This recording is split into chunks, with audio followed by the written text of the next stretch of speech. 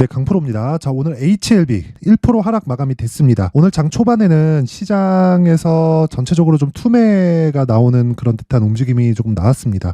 그리고 이 일반적으로요, 시장에서 투매가 두 번이 나오면 바닥에 잡히고 올라갑니다. 그런데 오늘이 거의 끝이 아닐까, 그쵸? 시장 기준에서 제가 이 얘기를 왜 드리냐면 시장에 의해서 지금 HLB를 포함해서 전체적인 종목들이 밀리고 있는 거예요. 12월 달에 강세를 보인 이유를 보시면 금리 인하 부분에 대한 선반영입니다. 자, 이게 무슨 얘기냐면요, 주식시장은요 미래 가치를 반영을 합니다. 즉 앞으로 좋아질 만한 내용으로 인해서 이게 기업 측의 실적이 좋아질 수 있다. 그렇기 때문에 지금 가격을 미래 가치에 대비해서 딱 비교해 봤을 때 지금은 싸다. 그래서 지금 실적을 보고 내가 주식을 매수한다. 그러면 정말 어려워질 수 있어요. 이걸로 내가 답을 찾으려고 하잖아요. 그럼 절대 못 찾습니다. 맨날 쫓아다니고 물리고, 진짜 흔히 그런 얘기 있죠. 비자발적인 장기 투자다. 그런 얘기가 여기서 나오는 거예요. 실적이 좋은 놈을 아무리 찾고 내가 그 종목만 골라서 매수하고 해도 물려요. 왜 물릴까요? 실적이 좋아지는 그런 상황에서 주가가 올라가는 거지, 실적이 이미 좋아진 종목을 찾잖아요. 그러면 주가는 이미 다 올라가고 내려오지 않으면 다행이에요. 자, 이런 경우가 많을 거예요. 근데 HLB를 포함해서 지금 제약주들은 어떻습니까?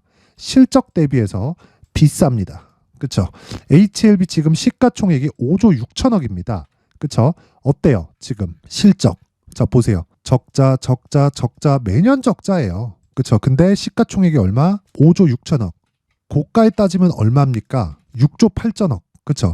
7조에 달하는 시가총액을 가지고 있는데 HLB의 실적은 적자예요. 그러면 PER 계산이 안 되죠. 그쵸? 마이너스이기 때문에 주식은 이렇게 움직입니다. 무슨 얘기냐면요, 미래 가치를 반영해서 주가가 올라간다는 거예요. 그쵸? 자, 이런 구조에 대해서 이해를 해야 돼요. 그래서 이런 구조에 대해서 이해를 했을 때 여기 소통방에서 진행하고 있는 신고가 매매처럼 단기간의 수익도 가능하고요. 제가 이야기하는 단기는 2주 내에 어떤 움직임을 보일 수 있을지, 그쵸? 그 내용에 대해서 이야기를 드리는 겁니다. 자, 그 부분에 대해서 확인을 해보면, 자, 보세요.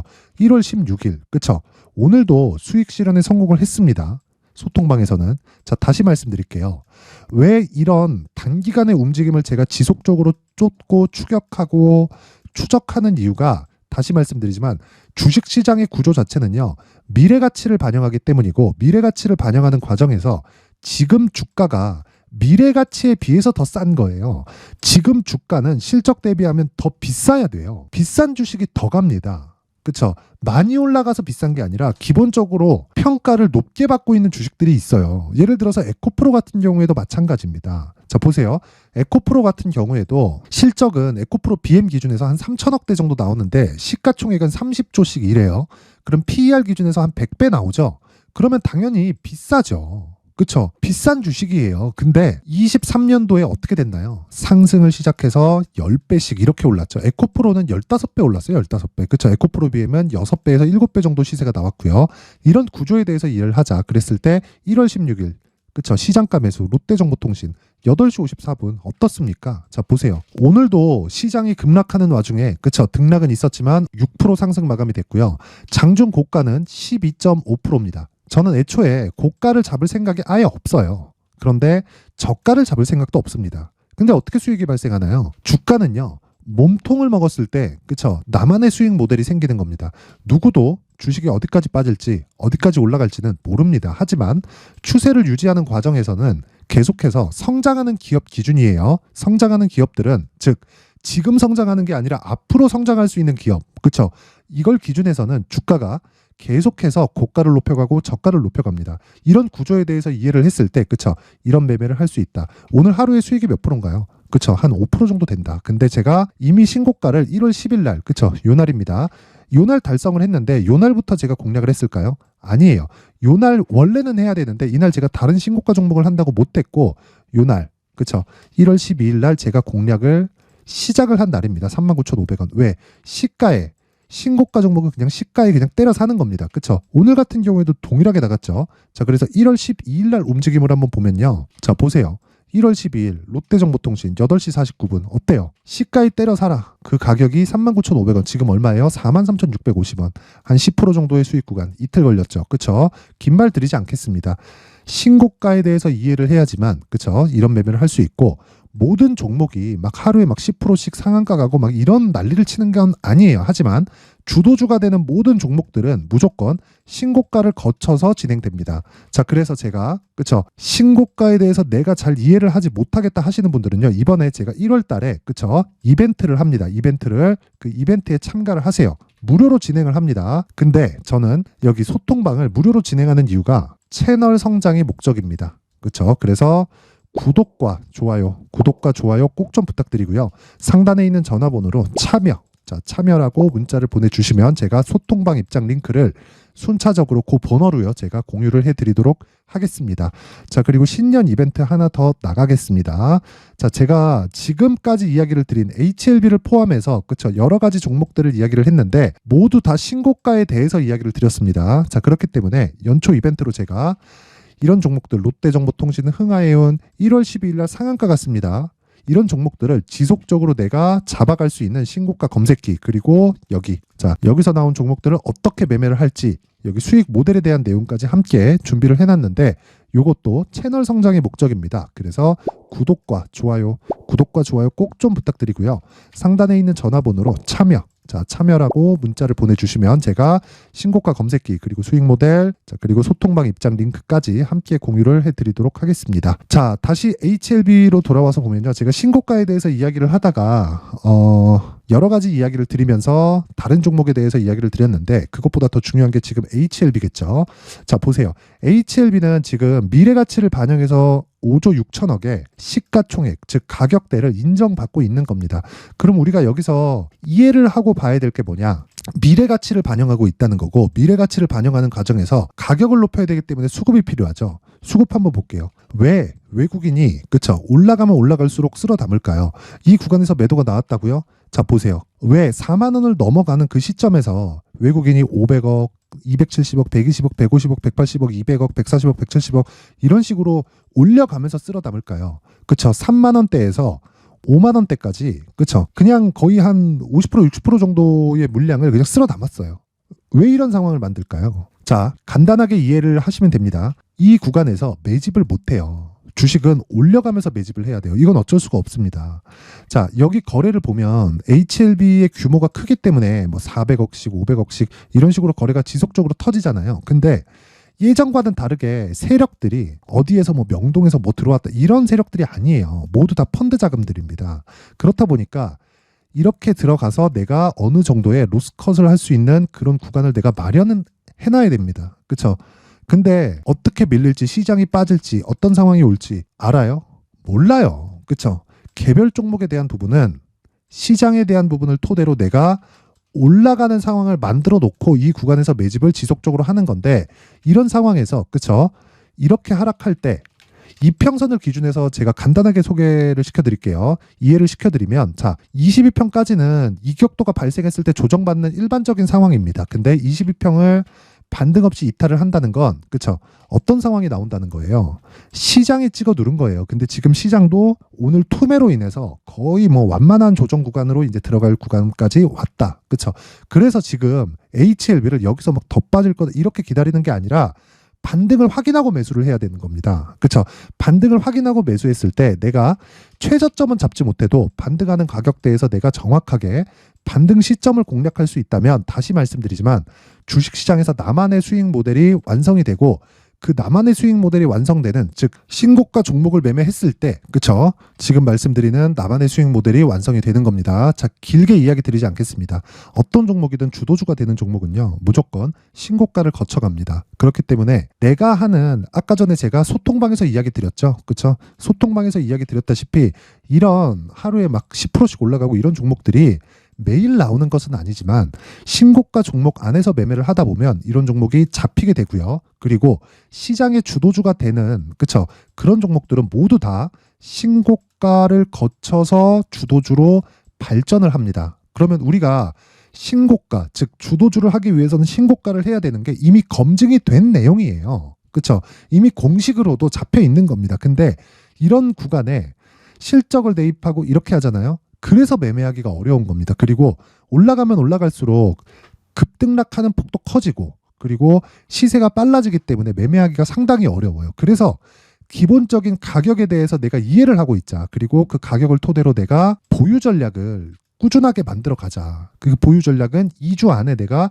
수익으로 전환시킬 수 있는 최소한 손해를 보지 않을 수 있는 가격대를 잡자. 그쵸? 요게 핵심 사항입니다. HLB 계속 떨어질 거야. 난 떨어지는 과정에서 막 4만 원에 매수해야지, 3만 5천 원에 매수해야지 이러잖아요. 떨어지지 않을 뿐더러, 그쵸?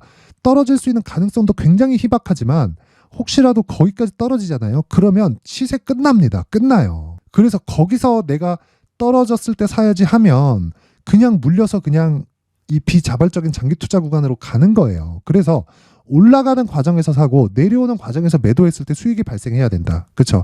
그래갖고 제가 롯데정보통신 같은 거 아까 전에 얘기 드렸는데 어떻게 됐나요? 그렇죠? 올라가는 과정에서 사고 아직 안 떨어졌기 때문에 보유 중인 거고요. 한 번 더 매수한 내용까지 보여드렸죠. 예를 들어서 이런 겁니다. 시노펙스 한번 보여드릴게요. 시노펙스 최근에 굉장히 많이 올랐잖아요. 자, 제가 공략한 시점이 12월 22일입니다. 시노펙스 어때요? 시장가 매수 8시 53분. 그쵸? 장 시작 전에 시장가 매수하라는 건 시가에 사라는 거죠. 어떻게 됐습니까? 자, 보세요. 내용 보세요. 20일 이날이에요. 그쵸? 정확하게 제가 잡았다는 게 아니라 요 구간에서 제가 매수하라는 신호를 한 3번, 4번씩 냈습니다. 자, 그래서 요날 급등을 시작했고 어떻게 됐습니까? 하락하는 구간 요날 매도를 끝낸 겁니다. 그쵸? 더 올라갔죠. 근데 여기는 내가 먹을 수 있는 구간이 아니다. 하지만 몸통을 먹었을 때, 그쵸? 2주도 채 되지 않는 기간 동안 50% 정도의 수익 구간에 나왔다. 그쵸? 주도주는 다 이런 식으로 탄생하는 겁니다. 근데 HLB 같은 경우에는 이제 신고가를 만들었기 때문에, 그쵸? 신고가 구간에서 내가 매수할 수 있는 가격대를 잡자. 그쵸? 그 내용이 여기 HLB의 가격 그리고 단기 보유 전략입니다. 자, 그리고 단기 보유 전략은요. 다시 말씀드리지만 2주 안에 최소한 내가 손해보지 않을 수 있는 가격대다. 그쵸? 그러려면 가격대를 디테일하게 잡아야겠죠. 그쵸?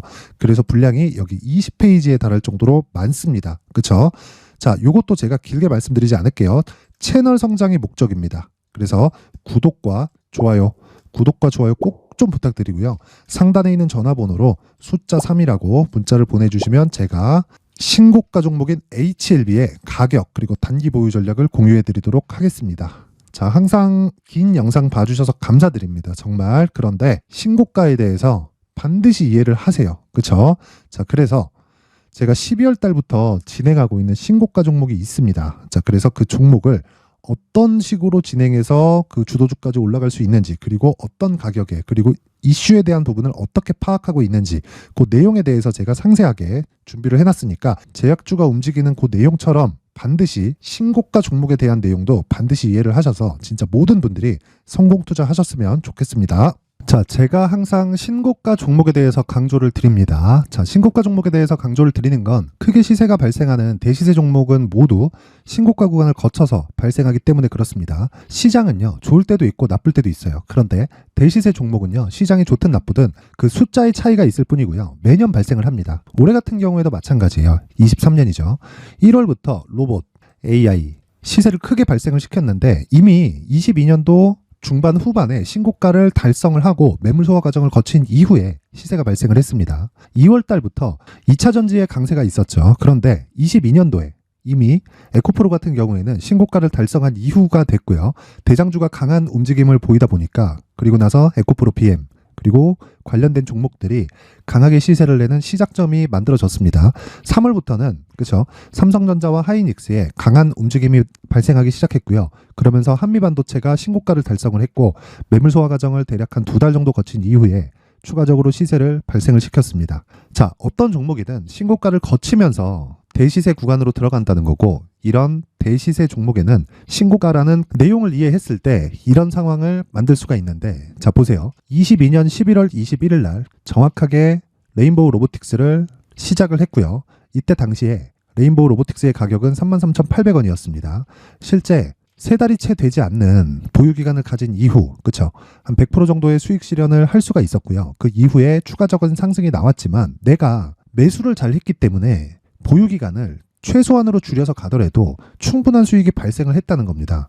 언제든지 저가를 잡을 수 없고 고가를 잡을 수 없기 때문에 내가 강조를 해야 되는 건 신고가 이후에 매수하는 구간 그리고 첫 번째 수익 구간만 먹더라도 다음 종목으로 이동을 할 수 있다는 거죠. 실제 그리고 나서 3월 달에 반도체 종목에 대해서 계속해서 제가 강조를 드렸었고, 그런 이후에 매물 소화 과정을 거치고 5월 달부터 반도체 공략을 시작한 결과, 그쵸? 3달이 채 되지 않아서 ISC 그리고 한미 반도체까지 100%에 달하는 수익 실현에 성공을 했습니다. 그래서 계속해서 강조를 드리는 거예요. 시장은요, 좋을 때도 있고 나쁠 때도 있어요. 그런데 대시세 종목은 숫자의 차이가 있을 뿐이고요. 매년 발생을 한다는 거고 분기별로 나오게 됩니다. 물론 이런 종목을 모두 다 잡을 수는 없지만 지금 같은 경우에는요, 2가지 내용으로 구분이 가능합니다. 첫 번째, AI 반도체 쪽으로 들어가야 되고요. 그리고 또 한 가지, 내년 4월에 있을 총선 테마가 지금부터 준비되어 있어야 된다는 거죠. 물론 이 두 종목 모두 신고가 종목에 있는 종목을 공략해야 되기 때문에 신고가 구간에서 매매를 해야 된다는 건 어떤 상황에서든 불변의 진리라고 보시면 됩니다. 자, 그래서 제가 AI 반도체 관련된 종목들은 강프로의 소통방에서 같이 공개를 하도록 하겠고요. 4월 달에 있을 총선을 대비한 대시세 종목은요, 이렇게 준비를 해왔습니다. 자, 내용을 한번 보시면, 그쵸? 큰 폭의 하락을 거친 이후에 장기간 횡보 구간을 거쳤고, 그리고 최근에 들어서 신고가를 만들어냈죠. 이후에 추가적으로 상승이 나오는 구간을 만들기 위해서 눌림목 구간에 있는 그런 상황이고요. 지금은 매집 구간에 있다고 보시면 됩니다.